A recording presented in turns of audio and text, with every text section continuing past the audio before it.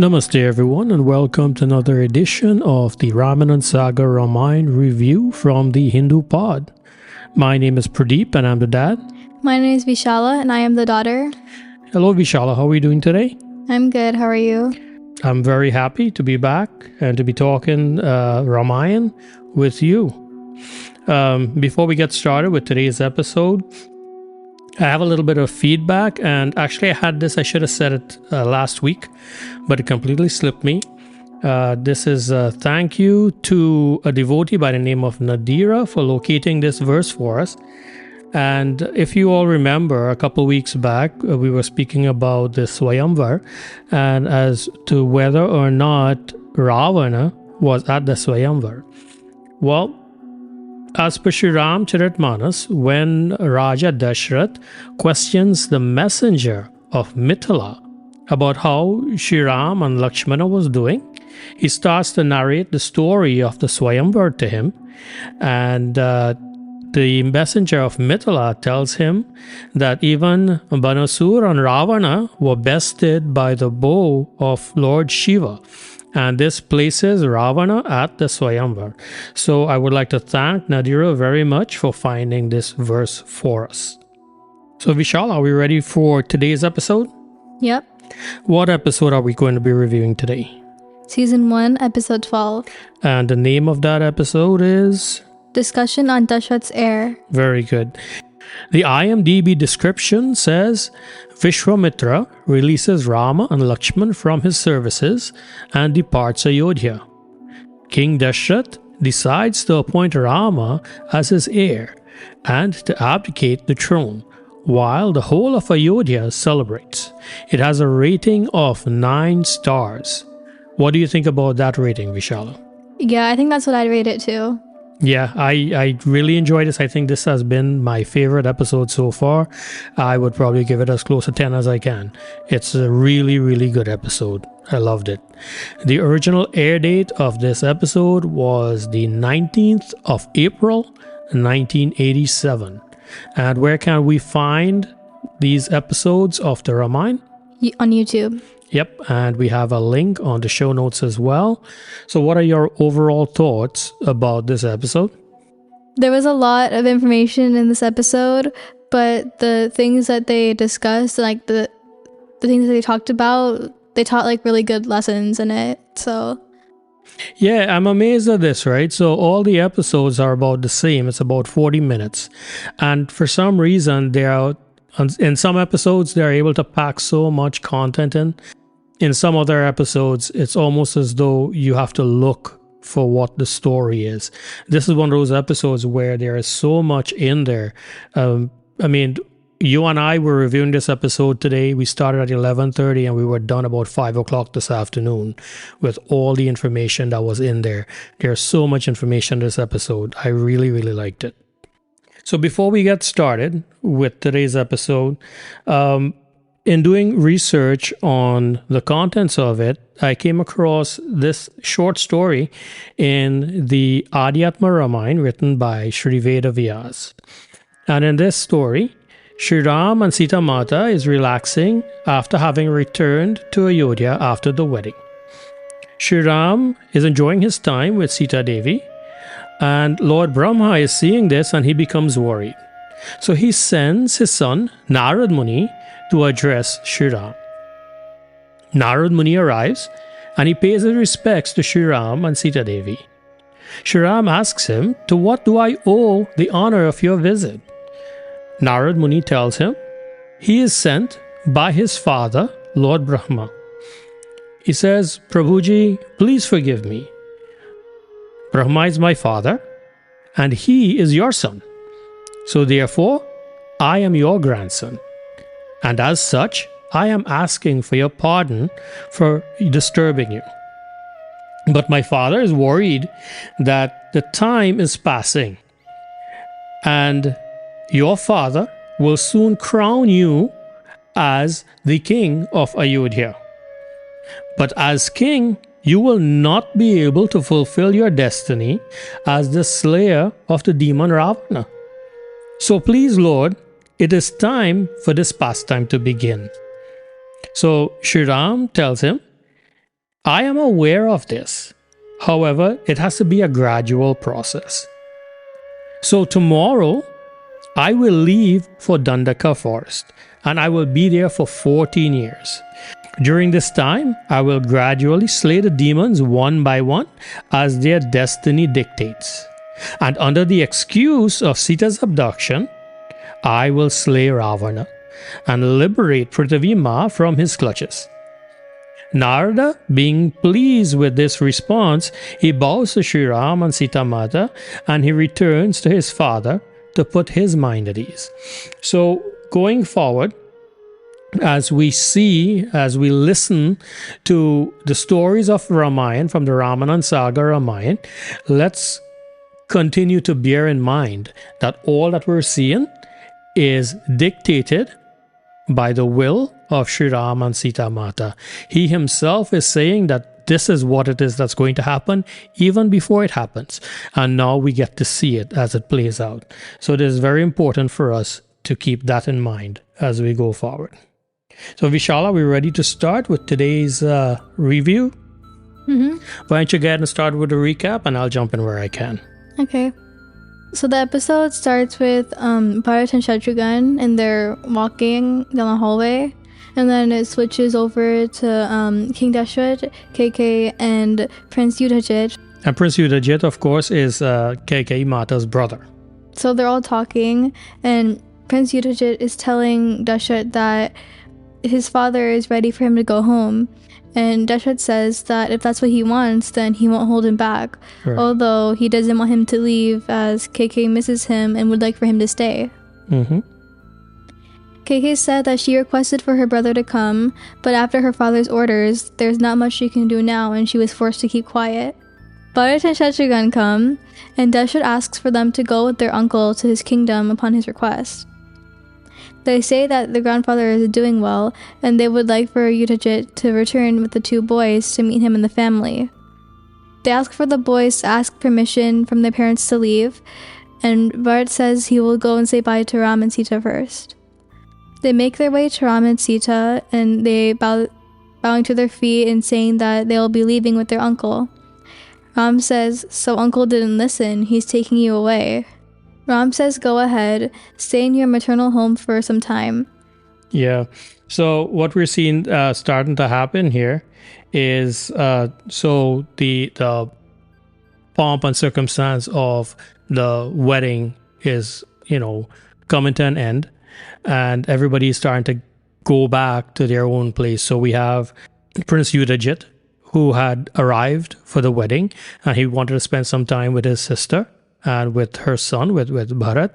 Now his father is ill, so he's coming back down to earth now. Now I have to go and take care of my duty. So Raja Dashrath says, okay, well, take Bharat with you and take Shatrughan with you, and so that they can go and spend some time with their grandfather as well. When Shri Ram says, so uncle didn't listen, it seems as though they might have had some kind of a conversation. They're trying to get him to stay a little bit longer, but he didn't want to stay, or he couldn't stay. He didn't have the ability to stay, so he had to leave. So I think that's what they meant when they said, so uncle didn't listen. And Shri Ram tells him, okay, you go ahead and spend some time with your maternal home. Bharat says that he'll miss Ram so much that he wishes he could split himself in two parts, yes, so that Parthan could be with Ram at his feet. So when he said that, I immediately thought to myself, well, the incarnation of Shri Ram itself is already a 4-part incarnation where the Lord splits himself into 4 parts and comes. And now Bharat is saying, well, I want to split myself in 2 more parts so that I could stay with you the whole time as well. So I thought that was kind of illuminating there. He says even heaven isn't good enough after staying at his feet. Ram says he wouldn't be happy without Bharat either, but he must be there for his grandfather too. So when he said that, I immediately thought about our relationship with God. And like in our hearts, this should be the feeling that we should have. It's like even heaven, the greatest thing that we can get is not complete. It's not good enough if we cannot enjoy the company of Sri Ram. If Ram is not there, then it doesn't serve us any good. And then imagine how great it would be to have the Lord say to you, well, I will not be happy without you either. If I am away from you, imagine Sri Ram is telling you, if I am away from you, then I myself will not be happy either. So that union between us and the Lord is so important that Sri Ram is telling us here. You think this is difficult for you. Imagine how difficult it is for me to be away from you. Ram says he would like to go with him, and Bart like shoots up, and he said that he should come. And Ram says how someone has to be there for their father. When he and Lakshman were gone, he and Shatrughan were there. Now it's his time to do it. Mm-hmm. Ram says that if he misses Bart, he will ask for him to come home soon. Bart says, please do, call me under some pretext. Yeah, make up some excuse. Please, Rama. Do make up some excuse and call me. I want to come. They bow, and the scene switches to Vishwamitra and Vashishta. Vishwamitra says how whenever they speak about leaving, Dashrath always avoids the issue. Mm-hmm. And Dashrath has Vashishta's support. Vashishta says it's true. He doesn't want to let him go, just like Dashrath. Vishwamitra says he also doesn't want to leave. He wants to keep seeing Lord Ram constantly. But it's time for them to leave. They must tell the king that they should be allowed to leave. Scene cuts to Dashrath, Vishwamitra, and Vashishta, and he says how it's very hard to let him go. It's because of him their dynasty is able to reach its peak. He didn't expect this, and if they made any mistakes, to forgive them. So when he says, because of you, our dynasty has reached its peak, what do you think he's talking about here? So, you know how Vishwamitra kind of did things to make things play out the way they're supposed to play out? I think that's what it could have meant, but probably not, because I'm not sure if Dashrath would have known that. Yeah, so in my opinion, I think what he's talking about is the fact that Vishwamitra took Sri Ram and Lakshman under his own wing, and he trained them. He gave them all the powers of all the weapons that he had control over. He took them and gave them practical experience in the battlefield in terms of fighting with the demons and all of that. It is because of Vishwamitra that they're blessed with 4 queens to come, and this now is the future of the kingdom. So a person's wealth is in their children, right? The power of a person is in their children. And what Vishwamitra has done is he has taken the children of Raja Dashrath and he has made them powerful. He has given them everything that they need. When he credits him with the success of their dynasty, I think this is what he's talking about, the way that he has treated his children and made them powerful. He also says to Vishwamitra that if I have made any mistakes, please forgive me. He says, you will not leave Ayodhya and now it belongs to you. Dashrath says that me and my family are your servants, so please stay. Vishwamitra says that all this love is making him weak due to attachment, and now is a good time to break that. Mm-hmm. When a duty... Yeah, this is a very important lesson that Vishwamitra is about to teach him. When a duty is successfully completed, a man should move on to his future path. Now that he's feeling all of this, he's been trapped by illusion. Dashrath asks if someone like Vishwamitra is trapped like illusion, what do ordinary people like them do? He is a kind and great man who has used his meditative powers to create a new heaven for King Trishanku in space. Yeah, so we actually talked about this in our episode about Guru Vashishta. So if anybody wants to get some clarification on that, just go back to that episode and we deal with that in great detail. So what Vishwamitra is talking about here is opulence, right? So he's talking about, I am here and you have made me feel so welcome. I've become so used to all of this convenience and all of that, that it's making me attached. I am becoming attached to all of this. And the time has come now for me to break that attachment. This bond of love that you're giving me is causing me to become attached, and this is no good for me. It's time for me to leave. So he's trying to make the case to Raja Dashrath. He's trying to explain to Raja Dashrath why all of this is the reason. The things that Raja Dashrath is using as the reason for him to stay is the same things that Vishwamitra is using to tell him, well, this is the reason I have to go, is because I have all of this. And Raja Dashrath is telling him, but you are so great and you are so powerful. You're talking about these things that affect mortal men as though it will affect you. You're so powerful. Look, you created a whole galaxy for Trishanku. How is this going to bother you? If it bothers you, then what's to say for the rest of us? You know, us regular people that can't control our minds as well as you. What's there to say for us? Vishwamitra says he's speaking of his greatness, but doesn't he remember his moments of downfall? He speaks of his bad moments and says after reaching the summit of achievements, one must be careful or one will destroy his years of penance in no time. So when Menaka came to distract him, he was at his peak power, and he was filled with ego and arrogance. He thought that he was the greatest, but Menaka's beauty entrapped him, and he forgot his spirituality. Even though he knew full well that lust would make him fall, he could not help himself from being attracted to her. And in that one moment, he lost his power and all his years of penance. He says that illusion is a great cheat, and it takes many forms. The time I'm telling you about is when my arrogance was captured by illusion. Even Vashishta was attacked by me. But he was so compassionate to me that he saved me from that illusion. And he's telling Raja Dashrath that, but today I'm faced yet again with that lure of attachment. So he's begging Raja Dashrath. Raja Dashrath says, no, you can't go. And so he's begging Raja Dashrath. He says, look, if you keep me back, I know my limitations. Right? He's done all of this in his life, and he knows what he can do, how much he can take. And he's telling Raja Dashrath, please let me go, because this attachment will cause me to fall again. So this is his case that he's making to Raja Dashrath.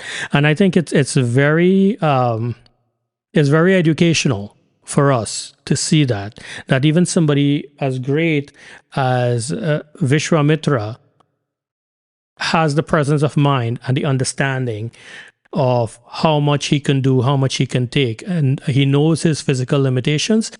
He's willing to let Raja Dashrath know how much. And he's not trying to make himself greater than he is. Vishwamitra explains that the texts say that when someone completes their worldly duties, they must break away from their family's emotional bonds at the right time to move on to spiritual enlightenment. So here he's talking about attachment and detaching, right? So if you're like in the process of detaching from the world, do you still feel emotion towards your family? Like, for example, if something happens to a family member, would you still feel something? Yeah, definitely. So trying to be detached from the happenings of the world doesn't mean that you lose any feeling for those around you. If we look back on Raja Janak, right? So we always talk about Raja Janak as being a realized soul, and somebody being detached from this material world. And yet when Sita Mata got married, he had such a hard time letting go of her, right? It's very easy to fall back into that rhythm, to fall back into that feeling of wanting to be close to those people around us. So it's very easy, even though you try to practice detachment, you try to practice surrender. It's very easy to fall back into that. Now, later on in the same episode, we see Raja Dashrath understanding this, knowing this. He tries as hard as he can to separate himself from his family so that when the time comes, he would not fall back into that. You and I in this material world, we can try, We can try to separate ourselves as much as we can from those around us, from the material things around us, from all opulences around us. But it's not 100% perfect. We will not be able to 100% be able to do that. It is only by the grace of God that we pray to Lord Krishna, we pray to Lord Ram, and we ask him for that. And we keep saying, Lord, I surrender to you. Everything that I do for you. I beg of you to please help me to detach from this material world. It is by his grace and by his blessing we're able to do that. Even then, sometimes we find that we'll fall. When you fall, it's no problem. Listen to the scriptures. All that we've been talking about for all of these weeks, we keep seeing example after example of all of these great people that they keep falling back. They keep falling back. That's okay. When you realize you've fallen, you get up, you go again. You try again. You keep doing the same thing over and over again.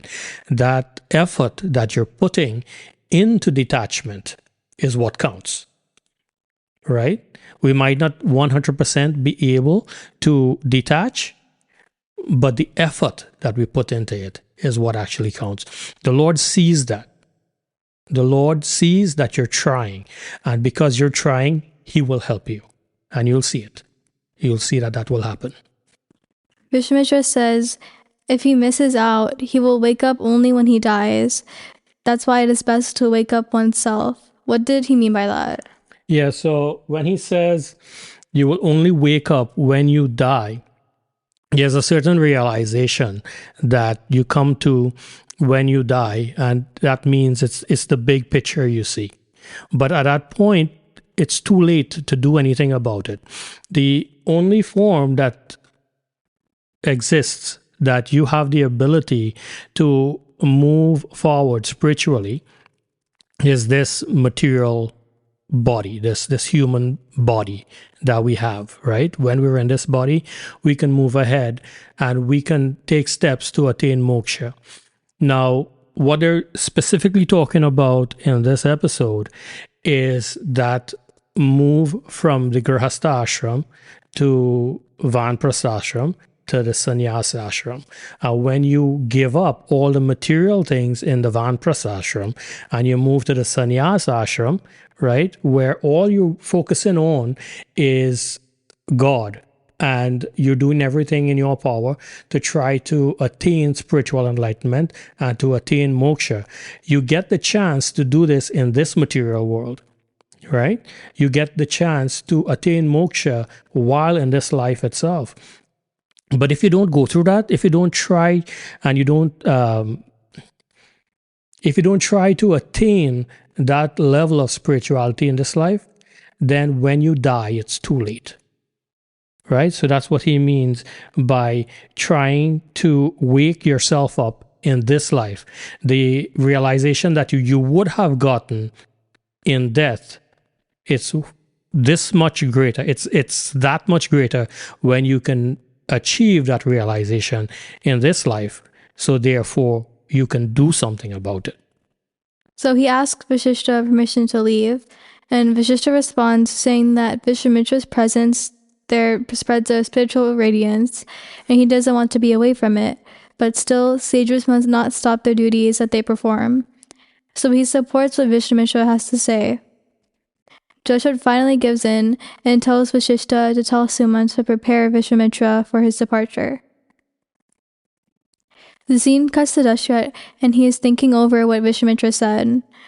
And it was like things that Vishwamitra was talking about, like the texts say that when someone completes their worldly duties, all that stuff. Yeah, so Raja Dashrath, now that he has some time to think and to reflect, he realizes that whole conversation that he had with Vashishta and Vishwamitra, actually all of this also applies to me. So he starts thinking about it and he starts to reflect and he comes to a realization. He looks at himself in the mirror and he sees that he has all of these like gray hairs and stuff. Him thinking back on Vishwamitra's words make him think of like, is that now his time to do that? Yeah, so Raja Dashrath is looking at himself and he's seeing all this gray and he starts to think, and there's this beautiful song that plays, and the meaning of the song is, the hair has grown white and the body is tired. There is no more burden to carry. Attachment is something that is cast aside for self-knowledge. Now, what this is talking about is attachment would be the Grihastha ashram, right? And that is cast aside for self-knowledge, which would be the sannyas ashram. So this is what the song itself is talking about. In this last chapter of life, the sannyas ashram, give up and take on knowledge. Hand over the kingdom to Rama, meditate, and improve your life. So this is something that Raja Dashrath, in his reflection, he comes to realize, and now he decides he's going to do something about this. The scene switches to Vashishta in his ashram. He's informed that Dashrath is there, and he's quite surprised to hear this. Dashrath asks if he could have some time and speak with him in private, and Vashishta says yes. They go to an area by themselves, and Dashrath asks if the Guru gives you his blessings, all your wishes will come true without trying. He says that he gained everything in life by worshipping at his feet. He has only one last wish, and he'll be blessed to have it fulfilled. Dashrath brings up Ram, saying he's eligible in every way. Everyone respects him and is dear to everyone. He would like to hand over the work of Ayodhya to him. He asks Vashishta that if he can grant Ram the kingship, he would be able to see his coronation. Then whether he lives or dies, he will not regret anything. Yeah, so he's treating this as this is his last wish. It's almost as though, yeah, this is all I want to see for the rest of my life. You know, after this, if I live, if I die, it's okay. But let me see Sri Ram coronated as king. Vashishta says that Dashrath's words are correct and apt, but he will have to arrange an assembly to do this. The kings of the subsidiary kingdoms, ministers, officers, and thinkers leading citizens would be called, and they will seek their acceptance for this proposal. Yeah, so this is one of those times where we are reminded that Dashrath is not really a king. He is an emperor because he actually rules over multiple kingdoms. He is in charge of all of those. So when he says, call the kings of the subsidiary kingdoms, he's talking about all of those kingdoms that he controls. And what he's saying is, we will seek the acceptance for this proposal so we can give Rama an emperor status unanimously. This is the way of your clan, and you must follow it. Now, one way to do this would have been to just coronate Rama and then tell everybody, Rama is your new king, right? He's your new emperor. But instead of doing that, what they've decided to do is that let us get the input from everybody else that's involved, everybody else that this is going to affect. Let us get their input. So once they agree, it is less likely that we will have some type of a revolution, that people are going to disagree and they would want to start a war or anything like that. So it's actually it's a very sensible, it's a very brilliant approach to handling this situation. The scene cuts to Dashrath on his throne, addressing the kings that he invited. He says that he's been doing things with the need to serve people. So you notice who's missing here? King Janak. Yes, King Janaka is missing, and also Ashwapati, who is the father of Kaikeyi, and Yudhijit, who is, Kaikeyi Mata's brother. So according to the Ramayana of Valmiki, Raja Dashrath thought that he wanted to get this done as quickly as possible. And he assumed that Raja Yudhijit and Raja Janaka would be okay with his decision to do this. So he called all the other kings, but he did not call them because he was under the assumption that with them it would be okay. Now this is kind of setting up events for the future. When Kaikeyi gets to find out, and she finds out that her father didn't know anything, and her brother her brother had left, and Bharat is gone. So you're seeing what's happening here, right? It's almost as though, although we know that this is not what happened, this is not the way it played out, In Kaikeyi's mind, it will start to look like this. You waited till Bharat left. You waited till Shatrughan left. You waited until Yudhajit left. You didn't tell my father anything. You didn't tell Janak anything. Right? You waited till Vishwamitra left. All of these people that could have stood up and could have said something to the contrary of Sri Rama being king, you waited for all of them to leave. And then you made that decision, and now you're trying to rush the decision. Right? So this is something that is happening, a little bit of the drama that is playing out. Raja Dashrath does not mean for it to be the way it seems, but yet this is the way it seems. So like I said, he says he's been doing things with the need to serve people. But as his ancestors have done in the same way in the last days of life, he will seek solace in Banprasth and Sannyas. He says he seeks permission to hand over the kingdom to his son Ram completely. He says he wishes to have his coronation done soon. If it is acceptable with everyone and they agree, then to allow him to do so.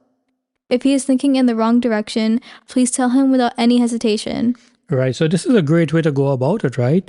You call all of these people, you lay out your case, you say, this is what my thinking is. But if you disagree, then tell me. I want to know. You tell me what you think.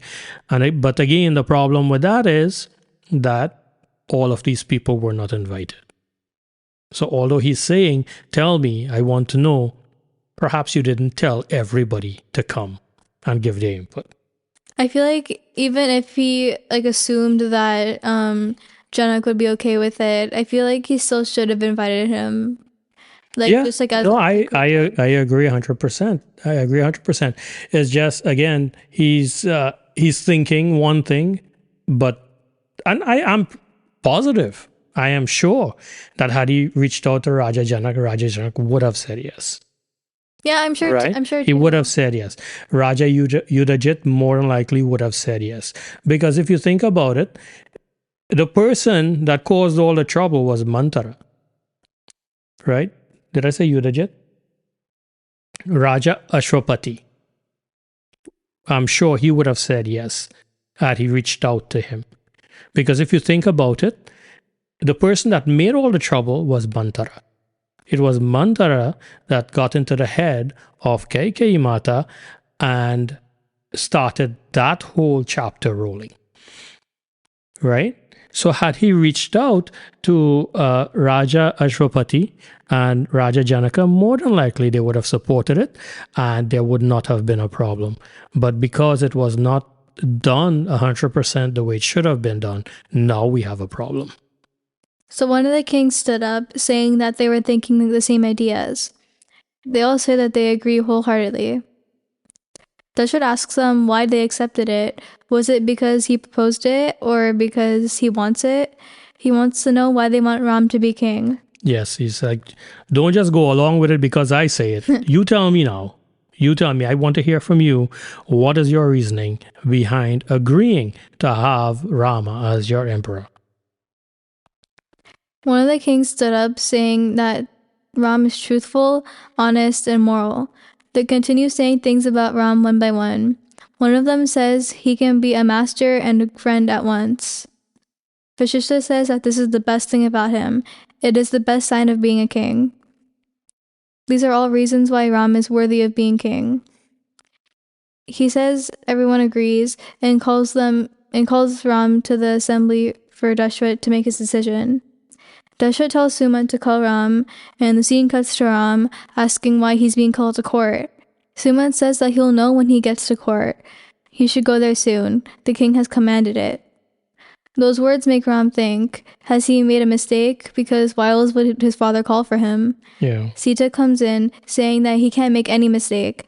She says that she's sure it's just an important courtly matter. Suman says there are officials from the subsidiary kingdoms.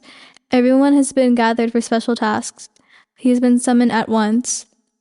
The next scene shows Ram making his way to his father, seeing all the kings in the room. He bows to his father's feet and says that he's arrived. Dashrath signals something to Vashishta, and Vashishta explains that all those present in the court have decided unanimously that he will be crowned prince and crowned. Yeah. So you notice Shriram's facial expression. Yes. As soon as he heard that, Yeah. his face just drops. Yeah.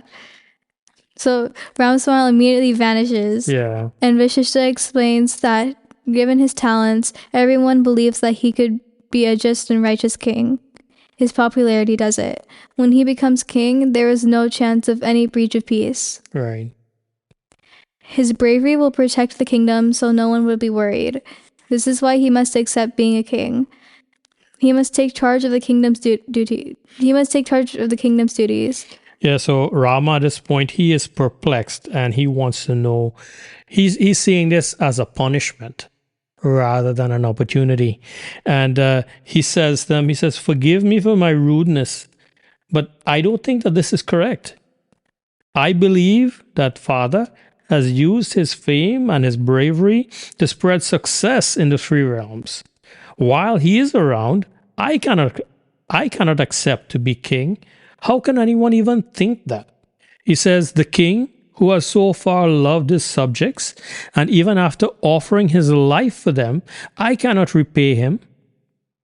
Would I remove him from his kingdom to be king? Even thinking of it is truly unjust to me. He says that Dashrath is not to be blamed for this. He thinks that he has done something wrong. This is Shriram now. He's internalizing what is happening here. He's like, so, no, my father cannot be blamed for this. It's something that I have done. I have done something wrong. And that is why you all have decided to punish me. Dashrath says that they're not to blame and that this is his proposal. He says that he has experienced a lot in his life. He has been through many oblations and rituals. But as long as he is king, he can't be free of paying his debt to his subjects. He has grown old now, and that's why the burden of looking after the people is Ram's to bear, and he wants the rest now. Right, so what he's talking about here, when he says, I've done all these ritualistic sacrifices, yeah, you could do puja, right? You can do puja, you could do worship, you could do yagna, while you still are under the grahastha ashram, while you still have the duty of the king, but you still have the duty of the king. You still have to perform these actions. You are still bound to these actions. And in asking Rama to take up that burden from him, Rama is going to relieve him from that. So now I don't have to worry about my kingdom. I don't have to worry about my subjects. I don't have to worry about any of these kings that's here, because it will be your burden. And because I don't have that dharma to perform anymore, I don't have that duty to perform anymore, now all of a sudden, I can focus my life, I can worship, and I can do all of this just for moksha, because I don't have to worry about all the other dharmas that I would have had to perform. So Rama says, to serve the people and to fulfill the king's duty, it's not essential for him to be king. He says, Father, I could do all of that. Whatever it is that you're talking about, I can do all of that, but I don't have to be king to do that. I could do that just sitting at your feet. I could do that as being as your servant. I can do all of this. Dashrath says, Ram, only you can do this because you are the ideal man. He tells his son that he is getting carried away in his wish to serve him. His son is also his father's friend. If he was thinking like a friend, then he would think of what's good for his father. He would never say something that would only show a son's attachment. It doesn't show the friendship of a friend. And so Shriram says, well, Father, how can you think that I don't care about you? So after the words of his father, Rama has to stop and he has to think that Raja Dashrath, his father, is not understanding what it is that he's trying to tell him. So that's why he says that, how can you even think that I don't care about you? But then Vashishta stands up and he says, Vashishta says, well, let me answer that for you. At length, he talks about the prescribed duty of his father. And he says, let me answer that. There's an effort required to get the 4 materials in this world. And these 4 materials that he's talking about is dharma, or prescribed duty, artha, or wealth, or material opulence, kama, lust or sensual gratification, and moksha, which is that final liberation.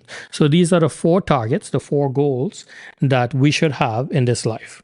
He says, for a brave person who puts in these 4 and does his duty, his last duty is to develop himself spiritually.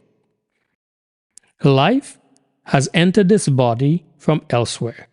This body also will die someday. That is why after this, life has to go forth. And where to? You must think of this, clearing the way ahead. This is also a prime duty. Before death severs his worldly bonds, a man should break those bonds himself and seek to link his soul to the Paramatma. So again, he's talking about doing all of this before death, right? At the point of sannyas, when you give up everything, this is where you get the chance to do this, to link your soul while alive to Paramatma. Don't you want your father to improve his life and the afterlife? Don't pull your father down with chains of attachment. Right now, your feelings as a son are powerful. So he's telling him you have a dharma as a son and you're allowing that to take precedence. But you must remember that your duty is greater than emotion. Right now, this is your duty. Your duty is to become king. Leave your emotions and attachments behind. Ram says that there are moments in life when one can't decide what is his correct duty. This is one such moment. Dashrath gets up, walking over to his son. Dashrath says, "What the Guru is saying is best for me. Accept the commands of the Guru. Help your father to make his connection with the infinite." "Ram, this is my command as well as my request." Ram responds saying, "No, I am your son. I serve your subjects and obey you in every way. I will obey you no matter what you say. It will be my only duty and I will accept it." All the kings and everyone there start cheering, and Dashrath hugs Ram. Dashrath says, "Ram, a father who can see his son's glory, his joy knows no bounds." He then turns to Vashishta.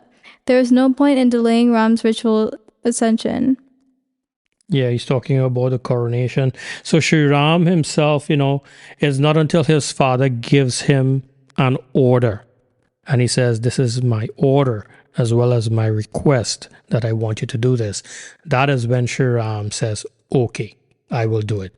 As long as it was his choice to do, he would say no.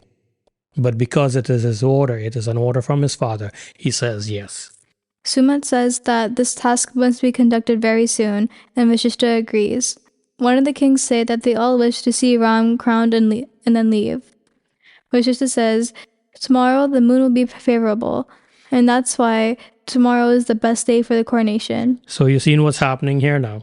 So this would have been the second opportunity for him to invite Raja Janak, for him to invite Raja Ashwapati, to have the family of Kaikeyi there, to witness the coronation.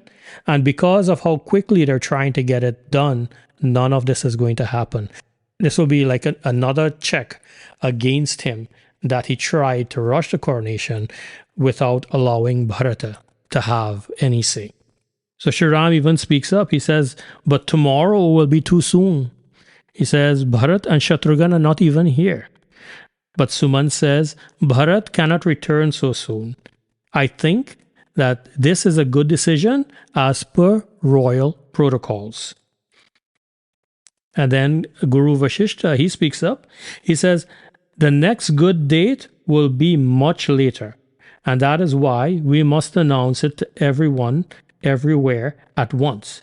Tomorrow morning, Shri Ram will be crowned. Dashrath calls for Sumant, saying that Vashishta and Maharishi Javali will be given guidelines which you must prepare for. He tells Ram that he must follow the Guru's lead and obey some fasts and conduct venerations. Again, before you do anything, you start with puja. So this is what he's telling him to do. So from here, we cut to Kaushalya, and she's getting the news of the coronation from Mataji Sumitra. So this is something, you and I had talked about this, and as we were as we're reviewing the episode, we're watching it, I remember telling you, I get the impression that Raja Dashrath is doing all of this, and he has not included the queens. He has not gotten their say in any of this. And sure enough, we see it here that this entire episode has happened, and the queens have no knowledge that Sri Ram is being considered to be crowned as the emperor. So the scene switches to Kaushalya, Sumitra, and Lakshman. Sumitra tells Kaushalya that Ram will be king, and she gets super excited. Lakshman says he did it in full view of the public, very proudly. He tells Kaushalya that he will be crowned king tomorrow. Kaushalya turns to a Murti of Vishnu, saying, Lotus-eyed one, this is all because of your mercy. Then Ram walks in, bowing to his mother's feet. He says that his father said he'll be crowned tomorrow, and he's come to seek his mother's blessings. Kaushalya blesses him, saying, May the royal reign of Ayodhya rest on you, and make your mothers proud. Make your mothers, your brothers, and the subjects very happy. He bows again before bowing to Sumitra and getting blessings from her. She says, Be a king who adds to the glory of our clan. Kaushalya says her lifelong worship of Lord Vishnu has paid off. May the clan deity bless you, she says to Ram. May you get the power to protect the Suryavansh clan. Ram says that with his mother's blessings, he is now strong and willed, and it will stabilize him. Sumitra turns to Lakshman, saying so far he has been protected by his elder brother, but from now on he has to be his king's first servitor and his bodyguard. She turns to Ram and says, Be the ideal king and live your life. She tells Lakshman, Ram is his lord from now on. Ram says that Lakshman is his second soul. Lakshman is what Ram is. What he endures, he will always be a part of that equally. He says, Lakshman, my life and my royal glory are all for you. Lakshman says, Brother, my life has always been for your service. It will continue to be so. Kaushalya says to the two brothers to give this news to Sita and Urmila. The two boys say yes, and Lakshman says that Sita will be thrilled to know. Yeah, and that brings us to the end of the episode. There was so much in this episode, so much to talk about. And I know this one goes for quite a bit, that our review is a little bit longer than the others. But again, there was a lot to cover, and a lot that we didn't cover, actually, that we could have. But before we go, there's a few things that we want to talk about. So, Vishala, what stood out to you in this episode? So, you know how Ram, like, whenever he hears news or something that, like, should be surprising, he, like, usually handles it, like, calmly? So, when he heard the news that he was going to be king, he, like, looked sort of panicked, when usually he handles things calmly. But this time he looked really scared. Yeah, it's almost as though he was really thrown off his game there. Yeah. And he was like, wait, what? Where is this coming from? Because in his mind, he's thinking, maybe I might be king, but it will happen after the passing of my father. Now, they're calling him to the court without any advance warning. And as soon as he shows up, he's like, listen, you're going to be king. You're going to be king tomorrow, pretty much. And he has no time to think about it. So this is why he has that expression. For me, what really stood out for me was the transformation of Guru Vishwamitra. The perception of him from the first time when we saw him arriving in Ayodhya. Remember the fear and the panic that everybody had when they heard, Vishwamitra is here, knowing the episode with him and Guru Vashishta, thinking that he's here to fight. That was the first thing that they were thinking. And then now the last time that we see Guru Vishwamitra, Raja Dasharatha is begging him to stay. He has become so close to them, and they think so highly of him. They feel so close to him. So that, that relationship really stood out to me. Is there anything in particular that you liked about the episode? I really liked the lessons they gave. They gave some lessons about attachment, and that's something I wonder about a lot. So it was nice to hear some stuff about it here. Oh, yeah. It's similar for me. I like the explanation of the Vanprastha and Sannyasi ashrams, and especially how a child's action, like when you look at them coming to Sri Ram and telling Sri Ram, look, if you don't take the throne, then your father cannot move on with his ashram of sannyasa. So, how it shows the children's actions and how that can affect the parents' desire to enter the senior ashrams in life. I like the way that they explain that. How about dislike? Is there anything that you disliked about the episode? No. No? Everything was good? I love this episode. Yeah, for the most part, I myself, the only thing, and this has always been kind of my problem with a lot of these episodes. Like the wedding, they took 3 episodes from the start of the wedding to the end of the wedding till they got back to Ayodhya. And a good part of it felt like they just manufactured dialogue. They just manufactured time to fit into these episodes. And here we have an episode with so much packed in.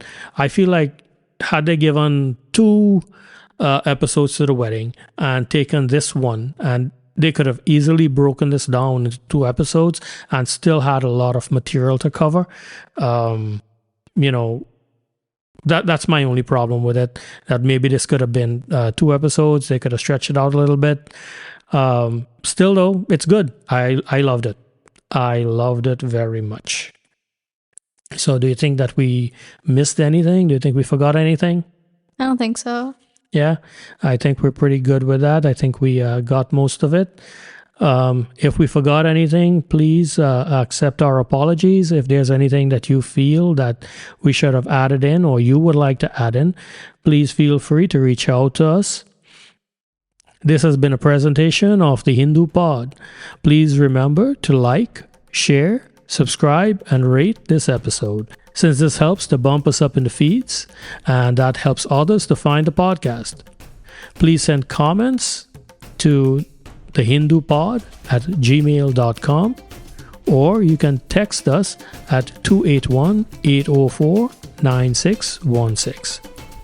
You can just search Facebook for The Hindu Pod. If you live in the Houston area, you can find us on most Sundays at the Sanatan Dharm Mandir for Sunday Morning Satsanghs. We are located at 12918 Player Street in Houston, Texas, 77045. And the Mandir is open on Sunday mornings at 10 a.m. We are sponsored by HinduHandcrafts.com. Please visit HinduHandcrafts.com for Hindu religious-based items such as framed pictures, wall plaques, tapestries, t-shirts, clocks, and so on. They are perfect for puja use, home decor, or gifts. And until next time, Jai Shri Ram.